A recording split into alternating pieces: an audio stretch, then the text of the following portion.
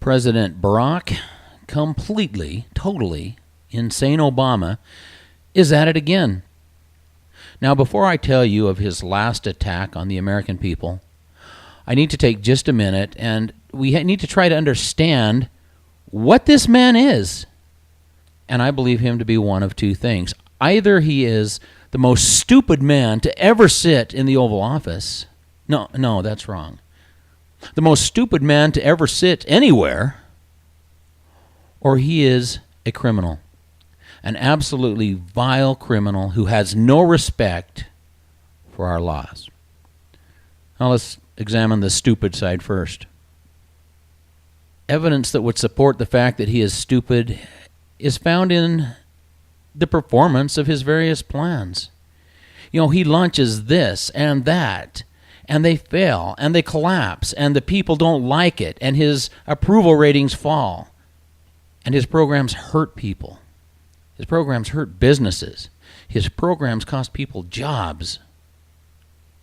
And if he truly believes that this is a good thing, then this is absolute evidence of absolute stupidity.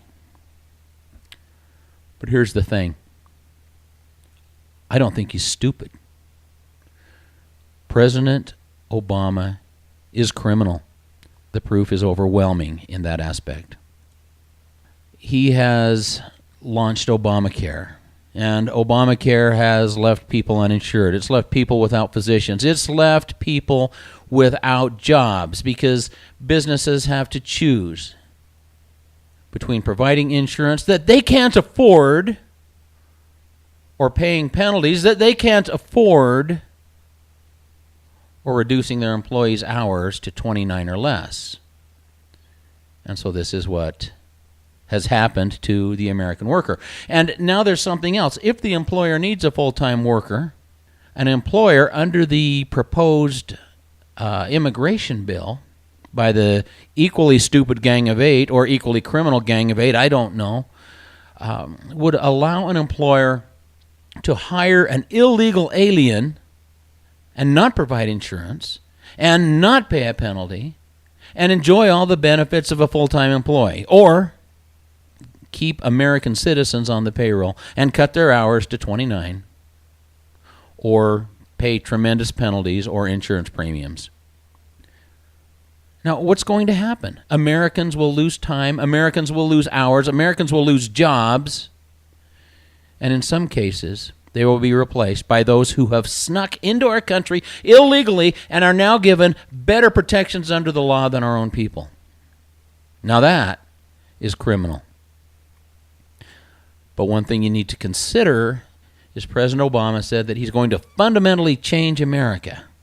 And you have to know that every time an illegal alien gets a job that was taken from a citizen of the United States, that illegal alien is a Democrat. Now that's good for Obama. That's bad for America. Well, he just did it again. You see, right now in America, workers generally fit under one of two categories. They are hourly workers who work their regular hours, and when they go over 40 hours, they get overtime. Or they are salaried workers, which are generally management-type folks.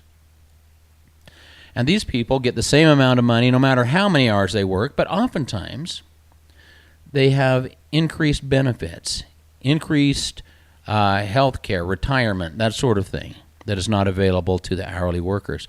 And so while they don't have the benefit of overtime, they have the benefit of an employee package that oftentimes is amazing.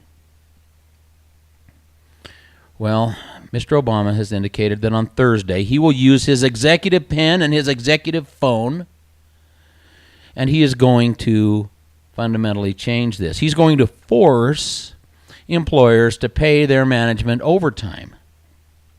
What Mr. Obama doesn't recognize is that, or perhaps he does recognize this, but the simple fact is there are harsh realities in business. There are many businesses that are barely making it. There are many businesses that are suffering. There are many businesses where the owner of the business suffers financially more than the employees do.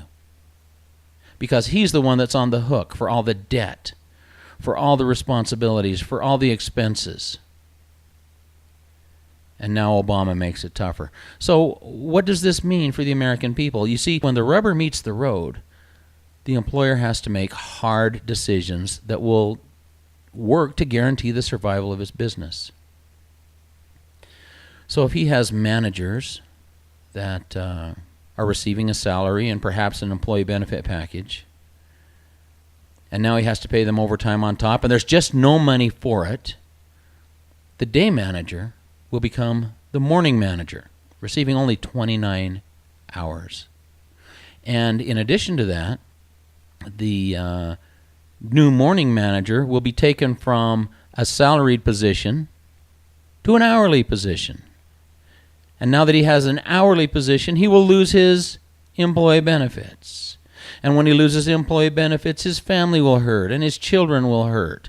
And those that have sickness in their families, they will lose those benefits.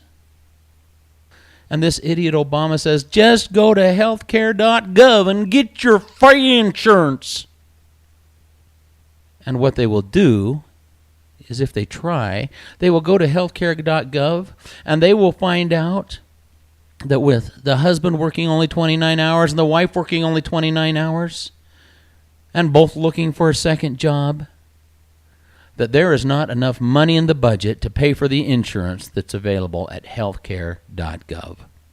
So what has happened to these people?